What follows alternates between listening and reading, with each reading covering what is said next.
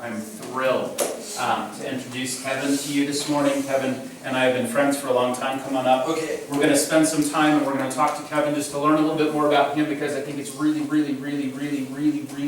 important.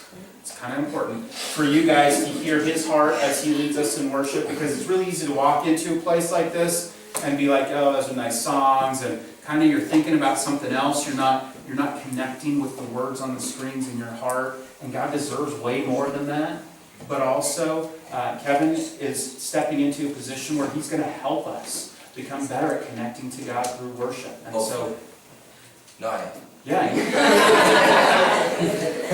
He's pretty humble too, so sometimes he says things like that, and you're like, no, dude, you can do, you are doing this. He's awesome. And I love it. So I wanted to spend a little bit of time talking with him, grab that mic. Oh yeah. And just learn a little bit more about him. So we're going to start with something pretty easy. What's your favorite football team? Oh my gosh. Remember, she's still here. Yeah. Okay, well, this is funny because I was downstairs talking to people before, and since I'm from Massachusetts, I grew up like right outside of Boston. But here's the thing about me that maybe this will offend you just right off the bat. I really kind of don't care about football. That's all right. I'd rather not care than like root for the Texans or something. Yeah. But I did say that I'm more of a Broncos fan than a Patriots fan. Okay. Why? Because when I was here during a number of years ago, I came out to Colorado right after high school and did the school of worship up at New Life Church. And a lot of the friends that I made there were like big Bronco fans, so I would always go over to their house for the games and stuff. And I never did that really growing up because my parents don't really care about it. So anyway, I've always kept one on the Broncos. Good. Yeah, even though I could really care less. Yeah. Yeah. That's all right, we'll take it. Yeah. We'll take it. All right, so why don't you tell us a little bit about your family and that kind of stuff. Okay, my lovely wife Lindsay is sitting right here. And she's holding Leo. Leo! Our baby girl who is 17 months, 16 months? Just about 17. 17 months old. And our twin boys who turned 3 a couple weeks ago, 2 or 3 weeks ago, are downstairs. She's 6, so she's okay. Leo's sick. Altitude. Yeah. So you can be praying for her. She's been having a fever and just been like really tired and uncomfortable. So. How long have you guys been married? We have been married for 4 years. What's your anniversary? 4 years. Our anniversary is March 12th. Is that right? Good, all right. 2011? He's doing good. Yeah, okay. He's doing good. The years just all are a blur. Yeah, well, we have a lot of kids really fast. Yeah. What's the best way to describe Lindsay? Bright. Oh, That's Yeah. good, that's good, yeah. Yeah. She's a lot of fun. Yeah, so much fun. Bright and fun. And honestly, they've had a heck of a week with the kids transitioning and everything, so the fact that they're up right here today before you is kind of a miracle. So just be praying about that, that everybody recovers from altitude sickness or whatever it is, and that they can get some rest. Okay, so next question. How did you wind up being a worship leader? Okay, so I grew up in a really small church in Massachusetts. My dad was always the worship leader there. So I grew up like going to church rehearsals, and that was like, when I was a kid, it was like they didn't really have a band, so they would use the tapes, and they would have like a lot of vocalists and they would sing to the tapes. So I would be the one at rehearsal to press play and stop and rewind for them, when I was little. So I was just kind of always around it, and then during the later, I started playing for my dad, guitar and bass when I was in middle school and then high school. And then during the second half of high school, kind of went through like a time where I was really questioning, running from the Lord, and then, kind of had this really cool like moment where I realized that, that Jesus is the life that I wanted.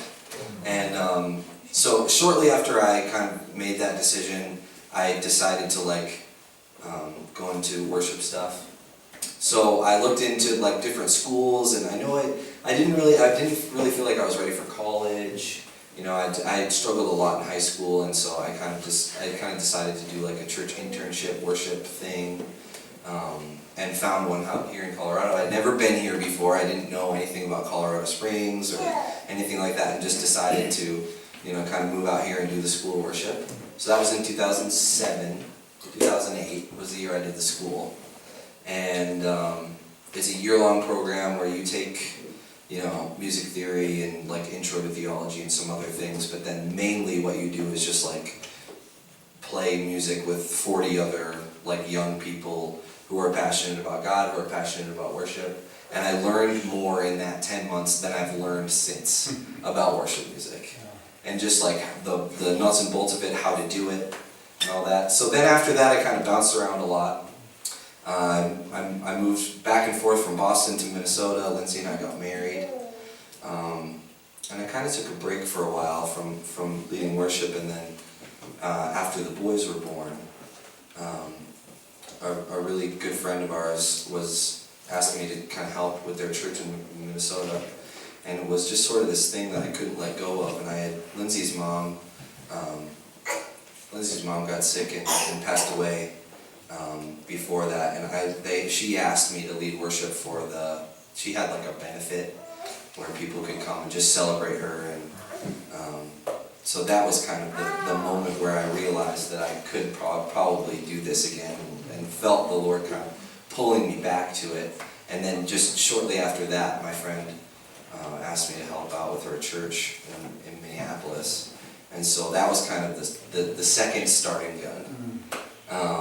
So that was like 2 years ago, almost 3 years ago, because the boys were like a couple months old. So ever since then, I've just been, growing in my relationship with the Lord, going deeper in my, knowledge and skill about worship, and kind of been all over the place. We moved from Minneapolis back to Boston.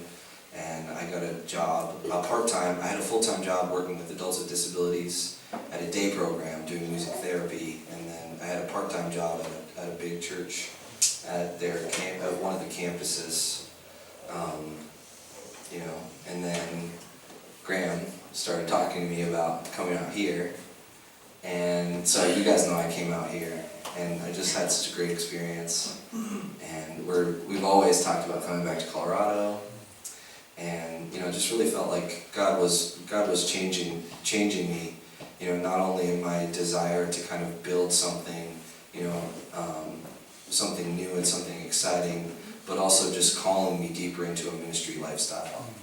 And and felt like this was the best place for us to do that, not only for our family life, but just for the ministry. Boston's a tough place to live. Yeah. Just, you guys were kind of downtown towards the expensive part of Boston. Yeah, that's where the church was. It's kind of Boston proper, so it's not exactly in Boston area, but it's in one of the big suburbs right outside. So we were having some conversations back then. We've been friends for a long, long time, and like imagine 700 square feet. Okay, so yeah. I think this room's probably bigger than 700 square feet. 700 square feet, two stories. 2 stories. So it's like 400 on, somebody with math skills, 350 and change. And up and down, right? Yeah. Spending $2,000 a month in rent. Yeah. And having 3 children. Yeah. We moved in there when Lindsay was pregnant with Leo. And then after she was born, it was like, yeah, we gotta get out of here. Yeah. It's nuts. Yeah. So then you guys moved up north. Yeah, with north your folks, to where right? I'm from. Yeah, with my folks for a while. We weren't really sure what was next. The church had kind of talked to me about like possibly coming on full time, but then I would hear other things about whatever, and I really wanted to do ministry full time. And so, yeah, just kind of. So he's not quite full time here yet, but as we grow and you all invite your friends and family, neighbors, anybody, just hit them over the head, blindfold them, bring them here on Sunday morning. Yeah. And as we grow, I'm just kidding, we don't really do that. But as we grow this place, the goal is clearly to grow like crazy. And so, it'd be great to bring them on full time. So as we talk a little bit about the future, like what our plans are and utilizing this space, and just as we go forward, what do you see as some of the goals that you'd like to have for worship at whatever we call our church next? Yeah. It's sort of weird that it's the name is sort of in question now. Yeah, because it's awkward when you say it. It is. Spring Ranch for now? Yeah. ...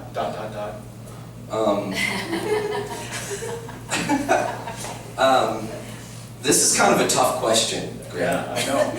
I didn't say it was gonna be easy. Yeah, you didn't. I really like, I guess my goal is for us to have real encounters with the Lord. So whatever that looks like, I think that's what we're going to be driving towards. And I think for a while, we're going to be sort of in some trial and error. You know, we pulled out the drums. I hope that was okay. I felt, okay, good.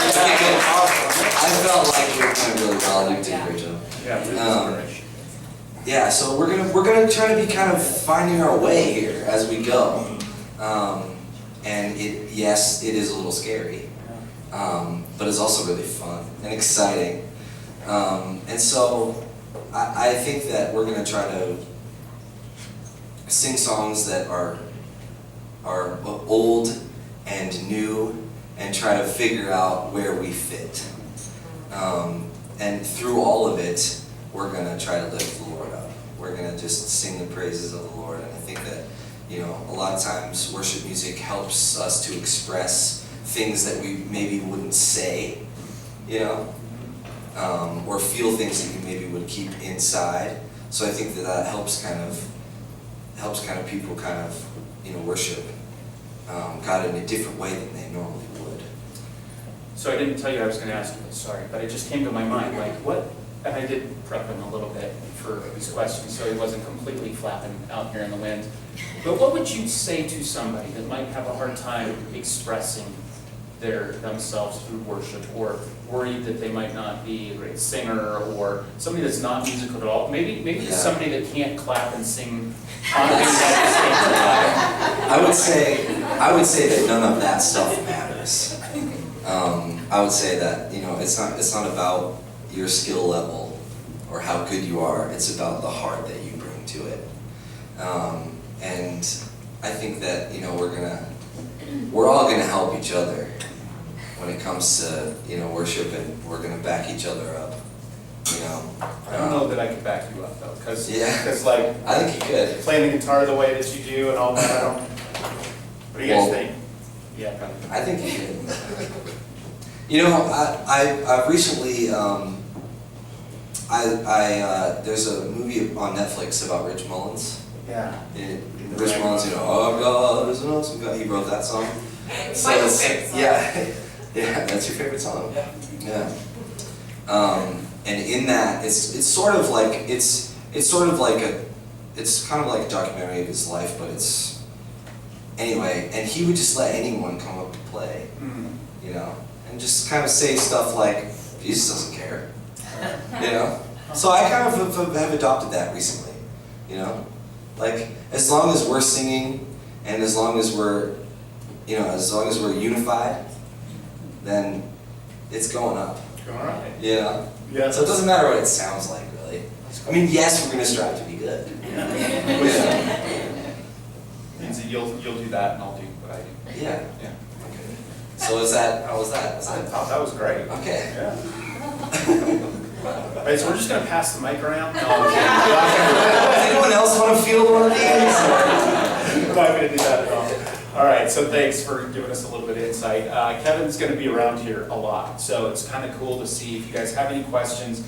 If you want to learn how to play or sing or whatever, I know that his heart is really in that whole developmental kind of piece too. He's going to bring a lot of creativity to this. That's why, you know, the piano's out here and it sounded like an organ during one of those songs. That was kind of fun. Yeah. Never in a million years would I have expected that, but it was cool, right?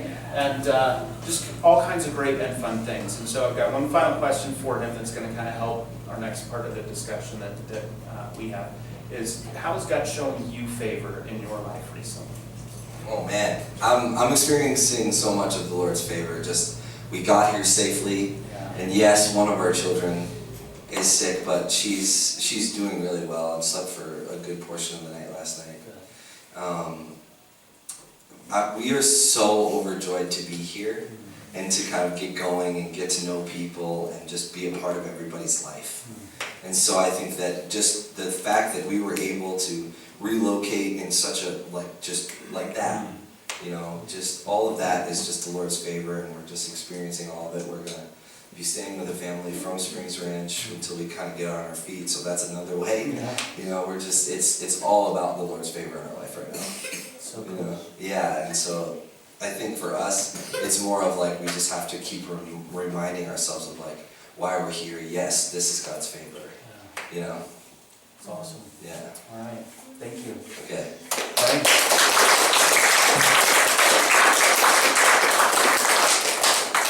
It's fun stuff. Like I said, I've worked with Kevin before. We've known each other for a long, long time, and I've just always been blessed by his heart. It's a real deal. So it's cool to have him here. It's really neat.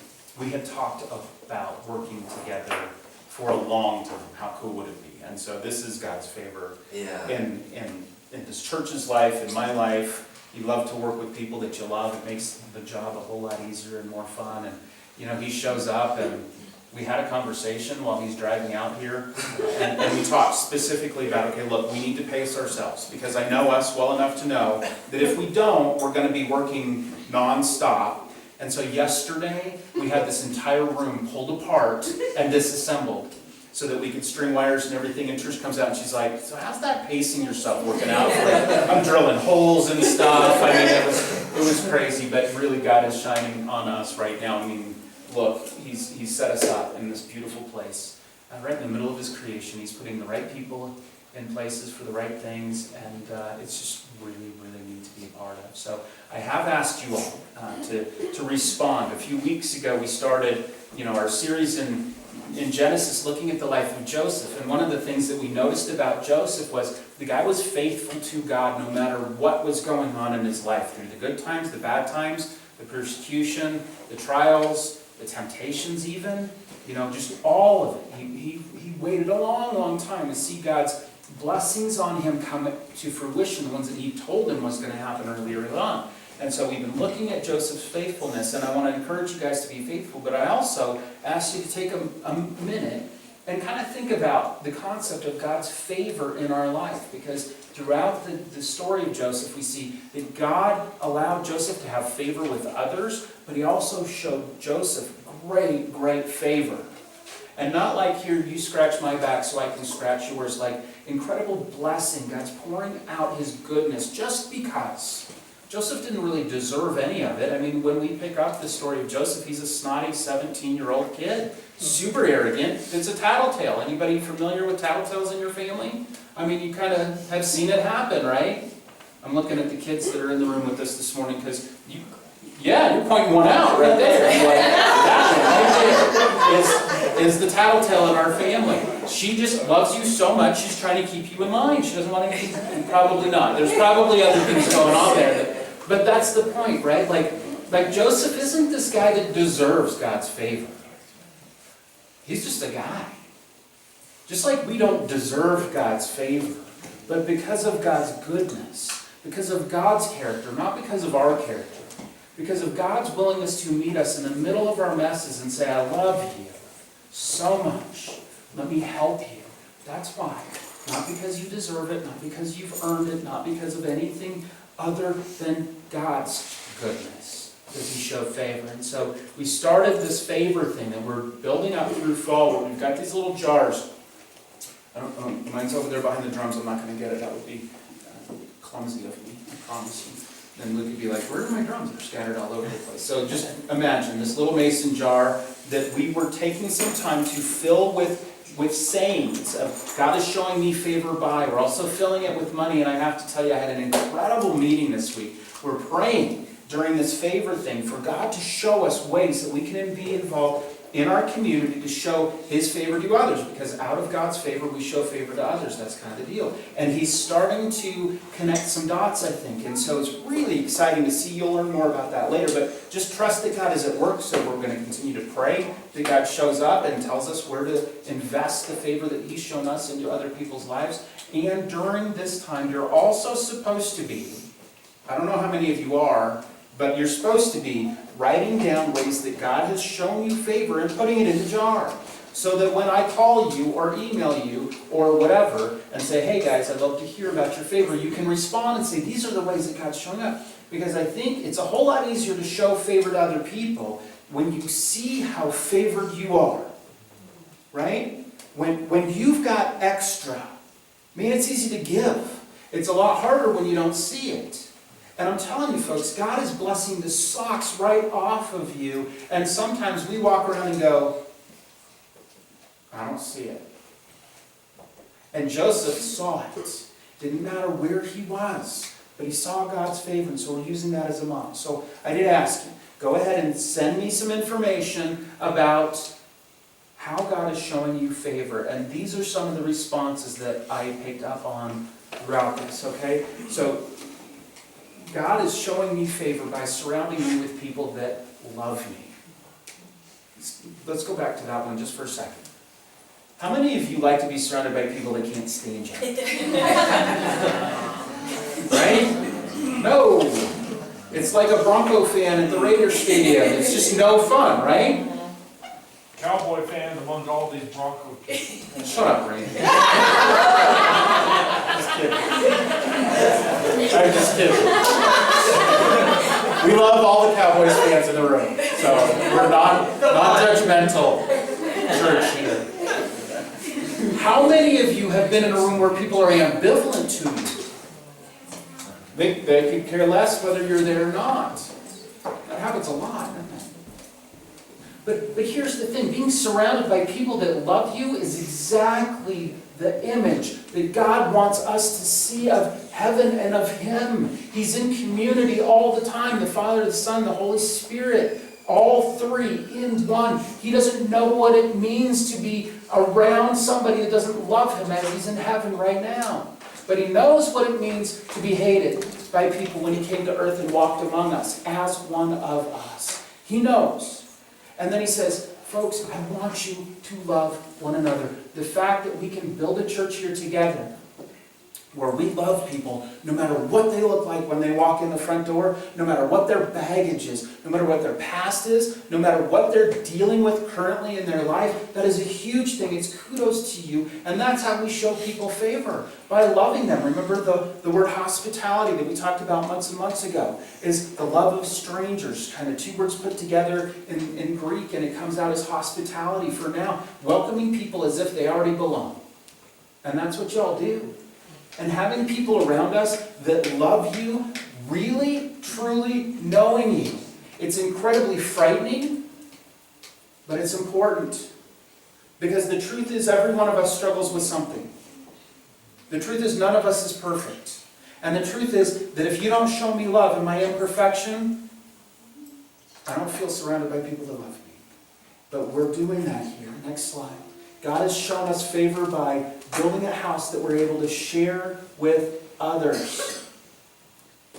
You know how big a deal that is? To be able to welcome people into your home that don't have a place to stay? It's huge, right? You shared just a second ago, man, how would it work if you didn't have a place to stay right now? I'd be really worried. Yeah! Really worried. But the fact that somebody in our church is willing to say, hey, we got extra room, come on in, that is a huge blessing to people, and it's a huge favor from God. And how many of us really, truly understand that everything belongs to Him? Our cars, our spouses, our children, our households, our intelligence, the breath in your lungs. It's all His. Our bank accounts, our retirement funds. It's all His. And to be able to see this kind of stuff in this way and say, look, it's God's house. I'm just going to open it up and allow people in. That is pretty cool. Next one. That is definitely favor. God's shown us favor by making us pregnant when the doctors said we would never have children. Amen. That's happening in our midst, folks. They're not here this morning, but Eric and Lacey are pregnant. More Lacey than Eric. But they shared the news with the small group a couple of weeks ago, and whew, I've known Lacey for a long time. You know, I got to marry them. Stop. You know, Lacey's had a tough life, and you would never know it. She lost her leg in a drunk driving accident when she was just a kid. And the doctors told her, from other things, that she couldn't possibly have kids. And here she is pregnant, guys. Which is a whole other issue. Because how do you be pregnant with one leg? I mean, I don't know how you'd be pregnant altogether, but how do you be pregnant with one leg, and what does that mean? And so this church family is having some miracle of life happen in our midst. And we should be praying for her all the time, but I'm telling you, doctors don't know squat when it comes to God who created the body. And every life is precious, and this is why, because He creates. He creates, He creates, He creates, He creates. And He's showing them favor, He's showing us favor, because this woman wasn't supposed to get pregnant, and she is. Take that, medical science. Next, God has shown us favor by finding stuff. Look, it seems silly, and Josh is the one that shared this with me. He's like, I had this student ID card, which I imagine when you're on a military base going to school, that it's pretty important to have that ID card with you, because they have guns, you know, like big ones, at the gate. And when you lose that, I'm sure it creates all kinds of complications, and it might even get you in a whole lot of trouble, because there's such a pecking order in these military schools that we don't typically have in like party schools like most of us went to. And so, when you lose something, it can be a pretty big deal. And here he says, look, I lost, I couldn't find it, I looked all over for it, then I stopped. And I prayed. I said, God, I need this. Does it remind you of anything from the Bible? Like the lost son, the lost coin, the lost sheep, and he prays and God helps him find it. But what's important to remember there is God cares about lost things because He cares about lost people. People that don't have a relationship with Him, He says, I would leave everything to go after them. And He's showing Josh favor by helping him find his ID card. But honestly, the favor goes so far beyond that, because God found Josh, who was lost at one point. And says, Josh, I love you, I want to have a relationship with you. And Josh says, yeah, I'll be found by that. I'll be found by that. Next. God has shown me favor by blessing me at work beyond my imagination. So many stories in that one. Many of you brought up a work thing, whether it was promotions or contracts or whatever it was, getting the perfect job that you never anticipated. It was pretty cool to see. But God cares about your work, and He wants you to use your work to bless other people. Next. We're running out of time, so we're going to go through these. God brought me through something I never thought I would get past, and looking back, I see how far God has grown me. Have you ever felt so helpless and stuck that you didn't know what was going to happen? You didn't think you could make it through? You feel like the entire world's against you, or you feel like there's no way to overcome this specific obstacle in my life? And yet God is right there with you in the middle of it. And He helps you walk through it with Him. And His power and His presence makes the difference. And then when you look back, you're like, why was I so worried about that? Why? I should have just counted on Him the whole time. Next one. I love this one. God's shown me favor by garage sales. Did you know that God can work through garage sales? Because He can. He can. We are so good at collecting stuff that it takes up every nook and cranny in our house. The longer you're in a house, the more nooks and crannies you can fill in that house. And when you have a garage sale, it lets you clean out all of that stuff. Plus, you can make a little bit of money off the top of that might bless you in incredible ways. Whether you give it away, it allows your family to do something that they wouldn't be able to do otherwise. But this one is my favorite. It allowed us to meet neighbors and tell them about our church. Springs Range Church, formerly known as Springs Village. Who knows what the name of the church is, but the church at the house, right? The house church is there. And we'd love for you to come. And garage sales were what allowed those relationships to have the intersections that they needed to for that invitation. Next slide. I think the biggest thing in all of this is that God has shown us favor, because He said, you are so valuable to me and so important to me that I would die for you. For God so loved the world that He gave His only Son, that we can transfer our life for His and have that eternal relationship with Him. That eternal relationship that doesn't have to wait to start until you die. The eternal relationship that starts the moment you trust Him. How many of you checked out the chair that you're sitting in before you sat down? Did Did you make sure all the legs were intact, everything was good? You check it, make sure that it's going to support your weight. You didn't? So you just trusted that that chair was going to hold you up, right? The same with God. Same with God. Trust Him. You put your faith in Him. You say, yes, God, I think you can support my life. I think you can support the weight of these decisions that I have to make. I think you can support the future that I'm uncertain of. I think you can support this decision that I'm making. I think you are capable in all of your might to take my baggage, my messiness, the stuff in me that doesn't quite line up with you, and you can support the weight of that, and you can help me, and you can make my life better now. Not because He's working at teaching you how to be a better person, but because His Spirit, when you put your faith in Him, enters into you. It goes both ways. You trust Him, and He invades your life. And He props it up from now until eternity. And He says, I am in you and with you. And you have a part of me. And this is a new operating system that will help you from that point forward live more and more like Him. Isn't it great that you don't have to then all of a sudden live by a checklist or rules? You don't have to, guys. You live out of the relationship with God. He's the one that's changing your desires. He's the one that will change your attitude. He's the one that will well up inside of you and make you a new creation. And it starts today, not after you die. It starts the moment you put your faith in Him. Trust Him. Sit in that power of God and let Him. And as we look at the fact that He gave His life so that we can have that relationship, because on your own, God cannot handle your sin, your faults, your fouls. He can't. He's a holy God, and unholy things cannot stand in the presence of a holy God. So He says, I have to make a better way for this to work. My Son is holy.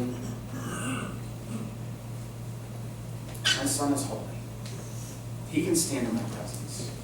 I'll send Him so that you can be justified by His life and stand before the holy God. You know how He did that? He died on the cross. And before He died on the cross, He sat down with all of the disciples in one room. And there was 11 good ones and one that wasn't so good, right? And they have the meal together. Just like you might do here in a couple of months for Thanksgiving. Just a celebratory meal. Thanksgiving. Theirs was called Passover. And they're sitting there, and it's kind of a ritual kind of thing, and they're into the tradition of it, and they're doing all of the things that they would do to making the turkey, except it wasn't a turkey, it was something else. You know, the stuffing, instead of stuffing, it was probably olives, because they had a lot of olives. Some of you would have hated it, but they had olives. And they were sitting down there and enjoying this meal, and at one point, Jesus looks around the table and He says, guys, I'm going to teach you something that will remind you of the sacrifice that I made for you, because you are highly favored. Because I love you so much, because God loves you so much, that He gave me the responsibility of going to earth and living this life for you, so that you can have a relationship with Him that doesn't have to wait until you die, but it just gets better when you die, but that it can start the moment that you put your faith in Him. He said, I'm going to give my life for you because you are highly valued by God. And this is my body. He takes the bread and breaks it, and He has everybody eat it. And then later on in the meal, He says, this is my blood. This is a new covenant. Because up until that time, they thought they had to obey all of these rules to have a relationship with God. But the new covenant, the covenant that Christ says, is if you have faith in me, I put my Spirit in you, and forevermore we can have relationship, because I've paid the one and final debt by offering my Son for you. And so this is a representation of what I'm about to do. And they're looking at Him like, what are you talking about, Jesus? This is wine. This isn't your blood. He says, no, this is my blood sacrificed for you in a sign of this new covenant that I'm making with you. You're like, okay, whatever that means. Let's go out to the Mount of Olives, get olives, and we'll sing some songs, and we'll have a great night, and then everything changes, right? They have no idea that He knows. We have no idea.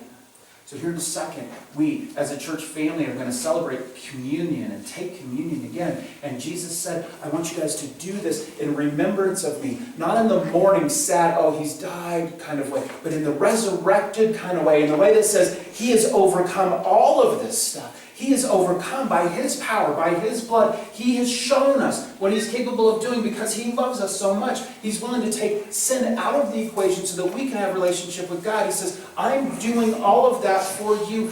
Don't forget, don't forget, don't forget, he says. By taking these elements, we are remembering what he's done. There's nothing special about them.